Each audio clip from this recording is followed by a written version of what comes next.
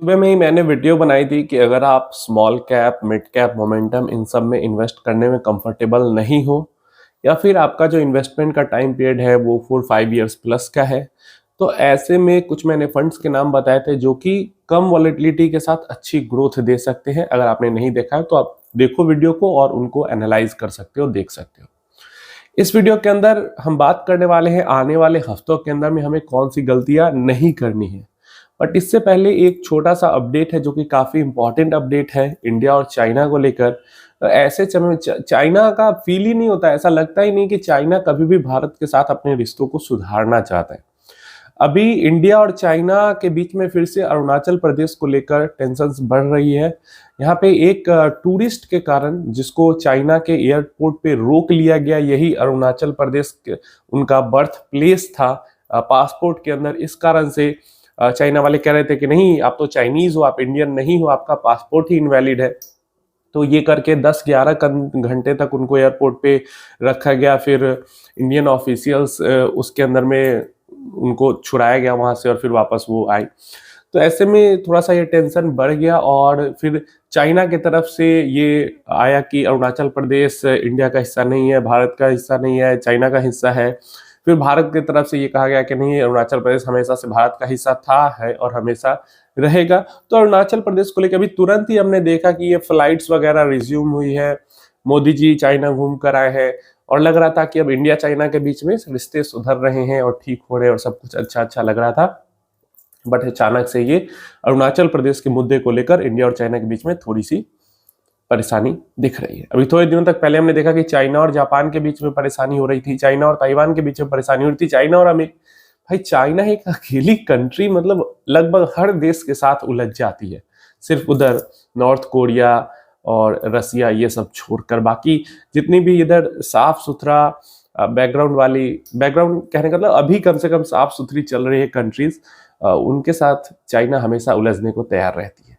चलिए, आने वाले समय में चाहे कुछ भी हो, मार्केट ऊपर जाए या नीचे जाए, कुछ आपको एक टास्क दे रहा हूं जो आपको फॉलो करना है और जो गलतियां हैं वो नहीं करनी है। देखिए, सब कुछ सही सही हो रहा है, जीडीपी के नंबर भी अच्छे आ गए, तो उम्मीद है कि आने वाले हफ्तों के अंदर में मार्केट हमें और ऊपर की तरफ जाती हुई दिखेगी। डेफिनेटली कंसोलिडेशन का फेज होगा, वॉलिटिलिटी का फेज होगा, रीटेस्ट होगा बार बार, लेकिन मार्केट धीरे धीरे करके ऊपर की तरफ जाती हुई दिखेगी। देखते हैं इस न्यूज का इंडिया चाइना वाला जो अभी लेटेस्ट आया है उसका कुछ इफेक्ट मार्केट पे देखने को मिलता है नहीं मिलता है, ये मंडे को या आने वाले हफ्ते में हमें देखने को मिलेगा।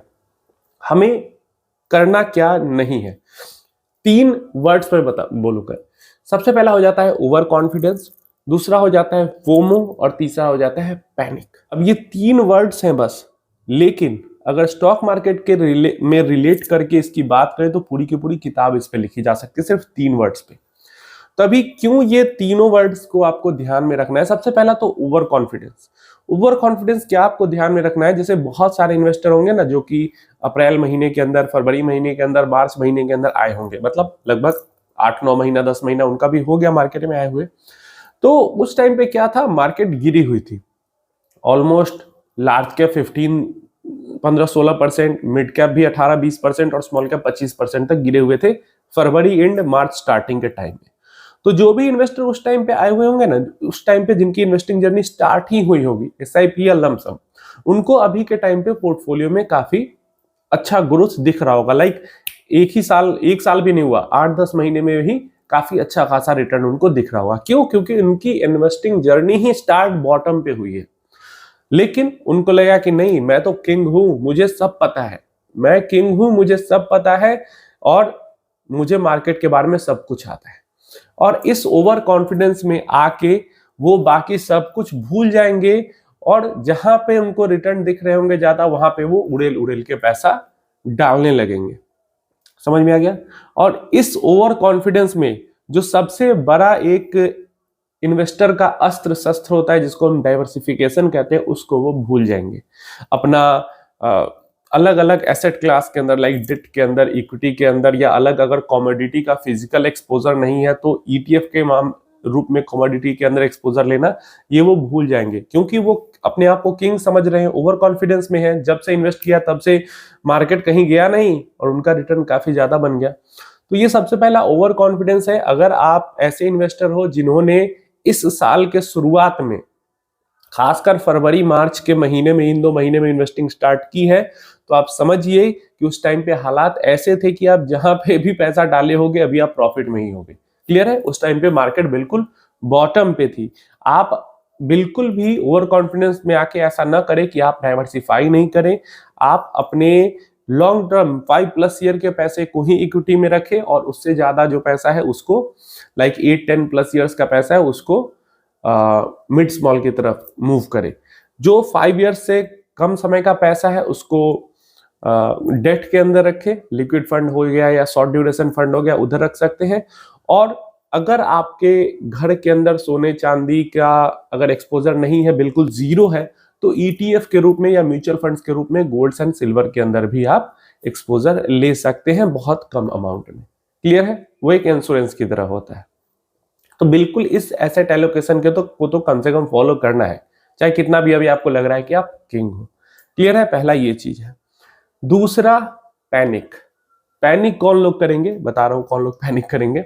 पैनिक वो लोग करेंगे जो कि 1 साल में नहीं, 1.5 साल पहले से जिन्होंने इन्वेस्टमेंट स्टार्ट किया, ऑलमोस्ट जून जुलाई के टाइम पे पिछले साल जिन्होंने इन्वेस्टमेंट स्टार्ट की होगी, वो भी पैनिक में होंगे। क्यों पैनिक में होंगे? क्योंकि वो बस अब 1.5 साल हो गया, जीरो रिटर्न, मार्केट ऊपर थी, अभी भी वहीं पे है 1-1.5 साल बाद भी।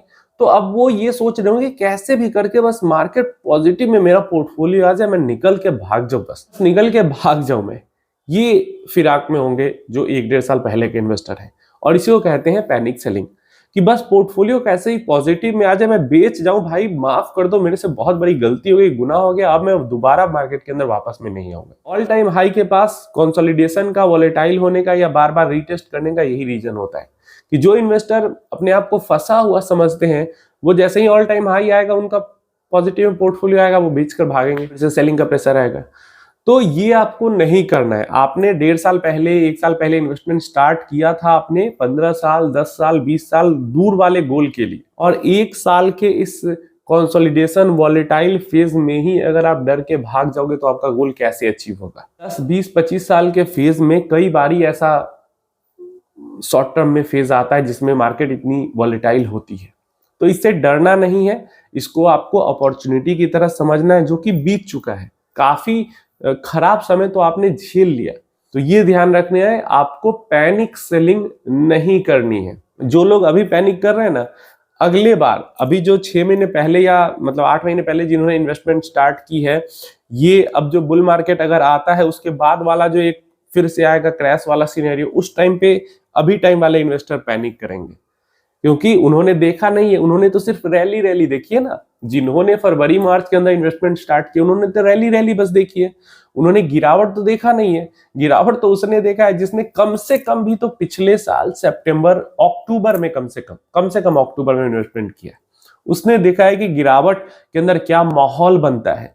लाइक फरवरी के अंदर और मार्च के अंदर क्या माहौल बना था, हर तरफ लग रहा था कि अब बस खत्म ही है मार्केट एकदम। वो माहौल झेलना एक बार हर किसी को जरूरी है, तभी वो इसको ओवरकम कर पाता है। तो पहला हमने देख लिया कि आपको पैनिक नहीं करना है और आपको ओवर कॉन्फिडेंस में नहीं आना है। तीसरा होता है FOMO, FOMO, fear of missing out. अब फियर ऑफ मिसिंग आउट वाले कौन कौन से होंगे? अभी देखिए, फियर ऑफ मिसिंग आउट वाले में नए इन्वेस्टर भी होंगे और पुराने इन्वेस्टर भी होंगे। पुराने इन्वेस्टर वो होंगे जो कि कैश पे बैठे होंगे, बेचकर या फिर बिना बेचे हुए ही भी कैश एक्युमुलेट, मतलब कहीं से पैसा आया होगा और वो जनवरी से इंतजार में बैठे हुए हैं कि मार्केट गिरेगी तो डालेंगे। फरवरी में गिरी मार्केट, मार्च में भी गिरी हुई थी, उसके बाद रिकवरी शुरू हो गई, उन्होंने सोचा रुको थोड़ा और गिरेगा, 21,700-800 के पास तक गिरा था। वो लोग इंतजार कर रहे थे। काफी लोग कमेंट कर रहे थे ना कि 18,000 गिर के जाएगा तब करेंगे इन्वेस्ट। तो कुछ लोग 18,000 का इंतजार कर रहे थे। 18,000 तो आया नहीं, वापस मार्केट 26,000 के ऊपर आ गया, तो वो कैश पे बैठे हुए हैं। कुछ लोग नए भी होंगे जो कि पिछले 3-4-5 महीने से इंतजार कर रहे होंगे। उन्होंने देखा है कि 22,000 तक गिर के गया, 21,700-800, 22,000 तक गया गिर के, तो उनके लिए एक बेंचमार्क सेट हो चुका है, 22,000 सस्ता बाकी महंगा। तो अब वो इंतजार कर रहे हैं कि 20,000 पे आएगा, 18,000 पे आएगा तो हम इन्वेस्ट करेंगे। जो कि होने नहीं वाला है। तो ऐसे में ये लोग क्या, अब जब रैली शुरू हो जाएगी, अब जब all time high market hit करके भी ऊपर चला जाएगा, तो फिर इनको अब पसीने छूटने लगेंगे कि मेरा तो पूरा मौका ही छूट गया। ऐसे में वो लोग डालने लगेंगे भर भर के पैसा इक्विटी के अंदर। बिल्कुल ये नहीं करना है, समझ गए? बिल्कुल ये नहीं करना है। आपको अपना SIP का जो वे है उसी को फॉलो करना है, और आपको अपना एसेट एलोकेशन का जो वे है उसी को फॉलो करना है। बिल्कुल भी फियर ऑफ मिसिंग आउट के चक्कर में पड़ के पूरा सारा पैसा आके इक्विटी के अंदर उड़ेल नहीं देना है। जो आपका टाइम पीरियड है, जैसे मैंने बताया ओवर कॉन्फिडेंस वाले में सेम चीज फियर ऑफ मिसिंग आउट में भी फॉलो करनी है। 5 ईयर से कम टाइम का पैसा डेट के अंदर, 5 ईयर प्लस का पैसा large cap kind of funds के अंदर, और जो 8-10 ईयर्स प्लस का पैसा है वो mid small momentum kind of funds के अंदर। तो इस एसेट एलोकेशन को फॉलो करना है। इसके अलावा अलग अलग एसेट क्लास के अंदर में लाइक अगर चाहते हो तो वही, ये अगर फिजिकल नहीं है तो फिर ETF के रूप में कमोडिटी के अंदर एक्सपोजर लो। तो इस सब को फॉलो करना है, और बिल्कुल भी ऐसा नहीं करना है कि मार्केट ऊपर आ गई तो बस जो भी मोटा पैसा पड़ा हुआ था सब लाकर उड़ेल दिया। हमेशा ट्राई कीजिए मंथ वाइज थोड़ा सा बिता कर पैसे डालने का। थोड़ा सा, जैसे मान लो आपके पास 10 ही लाख रुपए है, तो उसको डिपेंड करता है ना पोर्टफोलियो साइज क्या है। आपको 10 लाख का पोर्टफोलियो है, आपको 10 लाख उसमें और ऐड करना है, तो आप ट्राई कीजिए उसको कि 1-1 लाख करके हर महीने डालें, बाकी उसको लिक्विड फंड में, शॉर्ट ड्यूरेशन फंड में जहां डालना है डाल सकते हैं।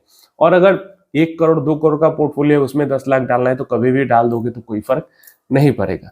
तो इस तरीके से इसको फॉलो करना है। तो ये 3 चीजों का ध्यान रखना है जो कि आने वाले हफ्तों के अंदर बिल्कुल ये इमोशन आपके अंदर आएंगे। ये तीनों इमोशन जो भी जिस कैटेगरी को बिलोंग करता है उसके अंदर ये तीनों इमोशन आएंगे, और आपको फॉलो करना है कि ये इमोशन आप पे हावी ना हो। नीचे कमेंट बॉक्स में अपनी राय जरूर देना।